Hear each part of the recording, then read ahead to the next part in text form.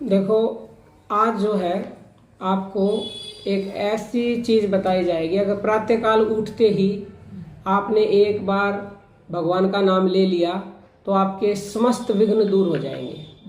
एक नहीं, अनंत विघ्नों का नाश होता है। गुरु के बारे में आप सब जानते हैं, आपने गुरु धारण भी कर रखे हैं, और उसके बाद भी आपको लाभ नहीं होता, विघ्नों का नाश नहीं होता। क्यों नहीं होता? क्योंकि आपको तरीका नहीं पता किस तरह से गुरु को याद करना चाहिए, और उसके बाद जो गुरु मंत्र देते हैं उसका भी आप तरीके से नियम से जाप नहीं करते हो। नहीं तो गुरु में और गुरु मंत्र में इतनी शक्ति होती है कि दुनिया का कोई भी विघ्न हो टिक नहीं सकता। क्यों गुरु में इतनी शक्ति होती है, पहले तो ये जानेंगे।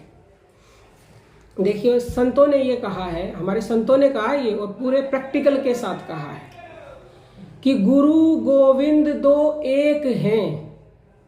गुरु गोविंद दो एक हैं और बाकी सब आकार, और आपा मेटे हरि भजे तब होए दीदार। इसका थोड़ा सा अर्थ समझते हैं।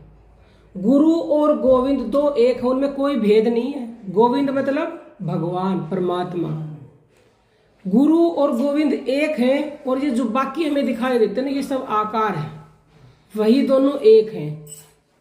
और आगे ये कहा कि आपा मेटे हरि भजे तब होए दीदार, यानी अपनी मैं को जो व्यक्ति खत्म कर देता है और तब उस गुरु को भगवान समझकर जो भजता है, तभी जो है उसे हरि का दीदार होता है। क्योंकि गुरु गोविंद दो एक बताए हैं, लेकिन कोई भी व्यक्ति, कोई तो नहीं, चलो 99.9% लोग तो गुरु को भगवान मानते ही नहीं हैं। 1% से भी कम लोग ऐसे होंगे जो पूर्ण रूप से गुरु में अपने मतलब भगवान को देखते कि यही मेरे भगवान हैं। क्यों?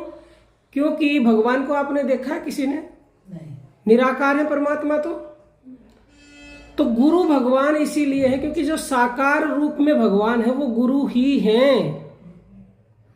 वैसे तो हर जीव में भगवान है, कण कण में भगवान है, लेकिन हर जीव में कोई भगवान को नहीं देख सकता। वो भाव तो बहुत ही उच्च कोटि की जब साधना हो जाती है, बहुत ही पूर्णता को प्राप्त कर लेता है व्यक्ति, तो उसमें ये भाव आता है कि हर जीव में भगवान है। उससे पहले नहीं आएगा। तो कम से कम शुरुआत में आप जो है गुरु में तो भगवान का रूप देख ही सकते हो, क्योंकि गुरु ने आपको वो ज्ञान दिया है। मेरे गुरु ने मुझे वो ज्ञान दे दिया, और 3 लोक में नहीं जिसका मोल वो नाम दे दिया। वो नाम आपको दे दिया जिसका 3 लोकों में मोल नहीं है। तो कम से कम उस गुरु में आपको भगवान का रूप देखना ही पड़ेगा, अगर आप चाहते हैं कि आध्यात्म में आप आगे बढ़ें, परमात्मा को पालें और अपने विघ्नों का नाश कर लें।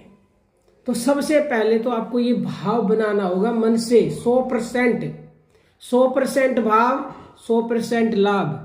90% गुरु के प्रति भाव, 90% लाभ। 50 तो 50 लाभ, 20 तो 20 लाभ।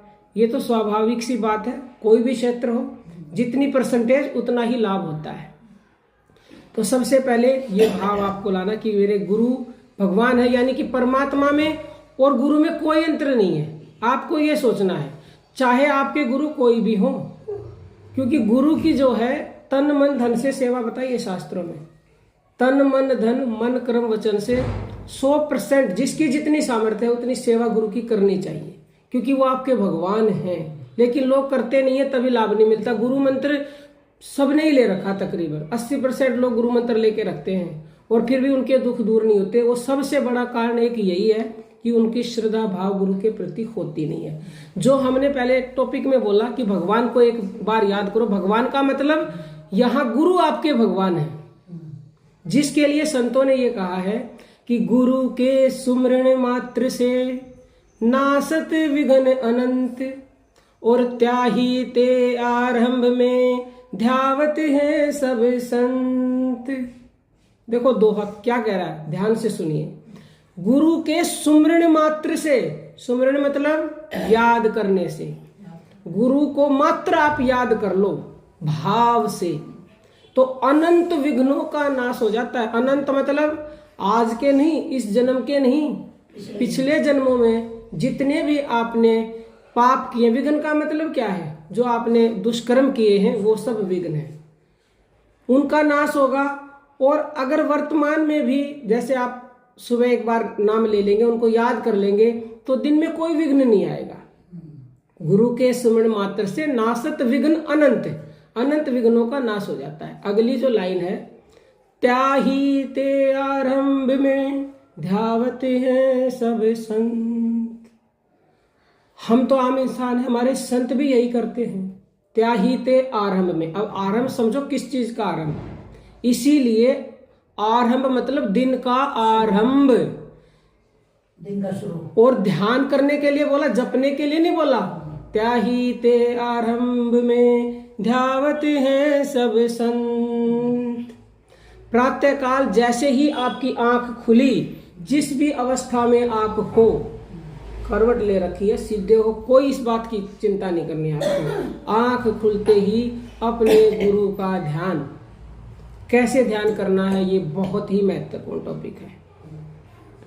आंखें बंद ही रखें, पहले तो मन से गुरु के पास पहुंच जाए, क्योंकि प्रतिदिन तो गुरु के पास कोई जा नहीं सकता, किसी के गुरु कहीं है, किसी के कहीं है, तो मन से पहुंच जाओ, मन से उन्हें प्रणाम करो, उनकी जय हो गुरु जी, आपकी जय हो, प्रणाम आपको कोटि कोटि। उसके बाद उनकी मूर्त को, उनकी मूर्त का ध्यान करना है। कैसे करना है, दोनों आंखें बंद, दोनों आंखों के बीच में होता है हमारा आज्ञा चक्र, 10वां द्वार, यहाँ पर अपने गुरु का ध्यान करना। उनकी मूर्त देखो, जैसे कि साक्षात आप उनको देख रहे हो सामने, ये होता है ध्यान करना, क्योंकि जाके तो आप कर नहीं सकते, सामने ऐसे बैठ के कर लिया, तो ये सबसे मेन हमारा चक्र होता है, आज्ञा चक्र, यही मेन है। बाकी की प्रजा ये राजा होता है, यहीं से आज्ञा दी जाती है।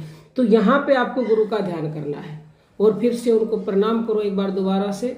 और जो भी अगर आप उनसे बोलना भी चाहते हो कि मेरा ये विघ्न है हे गुरु महाराज, लेकिन क्या समझ के, परमात्मा समझ के, गुरु भी मत बोलो हे मेरे प्रभु, ये मेरा विघ्न है, इसे दूर करो। क्योंकि आप गुरु और गोविंद में कोई अंतर नहीं समझ रहे, तो उन्हें अंतर नहीं समझोगे, परमात्मा बोलोगे तभी ना। लेकिन भाव से, ये नहीं कि वाणी से आप बोल रहे हो मन से, और भाव नहीं है परमात्मा वाला, तो कुछ नहीं मिलेगा। अगर आप प्रतिदिन ये आदत बना लोगे, आंख खुलते ही, हम अपने लिए नहीं कहते, हम तो आपके गुरु हैं ही नहीं, जो भी आपके गुरु हैं वो आपके लिए आदरणीय है, वो भगवान हैं, भगवान के समान नहीं, भगवान हैं। ऐसा स्वयं भगवान ने कहा कि मेरे भक्त मुझसे भी बढ़कर है। तो भक्त कौन है, जो आज गुरु है वो भगवान के भक्त तो हैं, वो भी तो भक्ति कर रहे हैं। और उन्हीं भक्तों के लिए ये कहा है कि गुरु गोविंद दो खड़े, काके लागू पाए, बलिहारी में गुरु की, जो गोविंद दियो मिलाए। गुरु और गोविंद दो खड़े हैं। अगर कहूं कि पैर छुओ तो किसके छुओगे, गुरु के छुओगे या गोविंद के पहले, गुरु के। क्यों, क्योंकि वही आपके भगवान हैं। अगर गुरु नहीं होते तो उस भगवान से मिलने का रास्ता कौन बताता। लेकिन यहां पर भी एक प्रश्न है, और गुरु गोविंद दो एक है, काके लागू पाए, किसके पाए लागू, पहले आप गुरु के पाए लागोगे। लेकिन जो गुरु है ना, गुरु असली जो गुरु होगा, तो वो पता क्या कहेगा, वो कहेगा नहीं नहीं मेरे नहीं, मेरे भगवान के छुओ। आजकल जो है गुरुओं ने धंधा बना रखा है। एक व्यक्ति ने हमें कहा, एक साधक ने, कि पता नहीं कहीं गए थे वो, हम नाम तो नहीं लेना चाहते, तो उन्होंने कहा मेरे पैर छुओ, शिव की मूर्त लगी हुई थी, वो शिव के नहीं छूने, मेरे छुओ। तो ये तो सरासर गलत है ना। शिष्य का ये फर्ज है कि उसके लिए गुरु भगवान है, वो गुरु के पैर छुए। लेकिन गुरु का क्या फर्ज है, वो गुरु को निभाना चाहिए। अगर वो गुरु कहता कि नहीं भगवान के नहीं, पहले मेरे छुओ, मैं ही सब कुछ हूं, तो फिर ऐसे गुरुओं को तो नर्क में भी जगह नहीं मिलती। तो दोनों का ये फर्ज है, शिष्य का अपना, गुरु का अपना, कि गुरु तो ऐसा चाहिए जो शिष्य से कुछ ना ले, और शिष्य तो ऐसा चाहिए जो गुरु को सब कुछ दे। तो दोनों तरफ से गुरु भी ऐसा होना चाहिए, शिष्य से कुछ ना ले, लेकिन शिष्य का भाव पूर्ण हो तो वो अपने भाव से दे। अगर मांग के गुरु ले तो फिर वो गुरु नहीं है। क्योंकि जो वैसे तो मांगना तो किसी को भी नहीं चाहिए, किसी को भी नहीं चाहिए। और जो भगवान के नाम पर जो गुरु मांगते हैं, अपने नाम पर मांगते हैं, तो फिर वो है ही नहीं गुरु, गुरु है ही नहीं। और आजकल चलन चला हुआ है ये। धंधा बना रखा है। तो गुरु की इतनी महिमा है कि कोई भी गा नहीं सकता। शेष, शारदा, महेश भी उनकी गुरु की महिमा नहीं गा सकते, क्योंकि भगवान के बराबर दर्जा है गुरु का, और इसीलिए लोगों को लाभ नहीं मिलता। कबीरदास जी ने ये कहा है कि सब धरती कागज करूं और लेखनी बन राय, और 7 समुद्र की मसी करूं फिर भी गुरु गुण गाया ना जाए। समझते इसका अर्थ?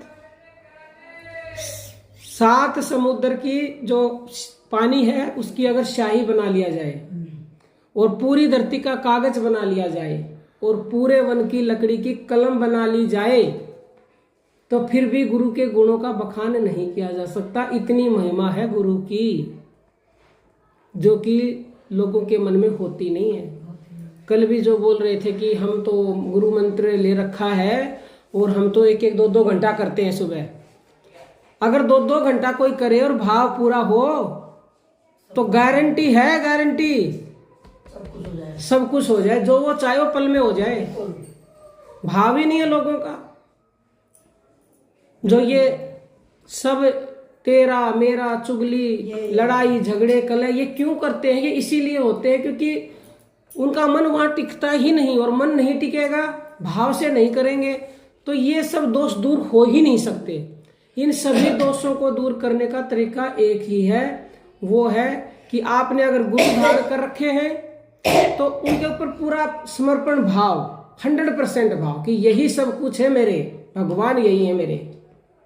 और उसके बाद जो उन्होंने आपको ज्ञान दिया है उसका योग करो। उन्होंने तो दे दिया वो मंत्र जिसका तीनों लोकों में मोल नहीं है, करोगे नहीं तो लाभ नहीं मिलेगा। अब लेके धन मिल गया और संदूक में रख दिया, ताला मार दिया और चाबी भी खो दी, तो वो तो कभी प्रयोग में आएगा नहीं। और ऐसे ही करते हैं लोग आजकल, हैं? तो जपोगे नहीं तो लाभ कैसे होगा? और फिर हम भी आपको यहाँ करवाएंगे योग, तो करना पड़ेगा, वो आपको करोगे तभी लाभ होगा। सत्संग सुनना, ज्ञान प्राप्त करना, ज्ञान के साथ योग करना, योग बिना कुछ होगा नहीं। खाना बनाना है घर में, रेसिपी पता कर ली यूट्यूब से देख के, जब तक सब्जी काटोगे नहीं, तड़का लगाओगे नहीं, तो सब्जी कैसे बनेगी भाई? और फिर आनंद कैसे आएगा? फिर आनंद कैसे आएगा? नहीं आएगा ना। तो अब सत्संग जो भी आप कथाओं में सुनते हो वो सुन के तो आ जाते हो, और वहां भी नाचना गाना भजन सुन लिए, उनसे क्या, उनसे सिर्फ इतना लाभ होता है कि चलो आपका थोड़ा श्रद्धा भाव बढ़ गया, थोड़ी कुछ क्षणिक शांति मिल गई, एक दिन मिल गई। अगर रोज भी वो भी सुनो तो चलो उससे भी लाभ होगा, लेकिन रोज तो वो भी नहीं सुनते आप।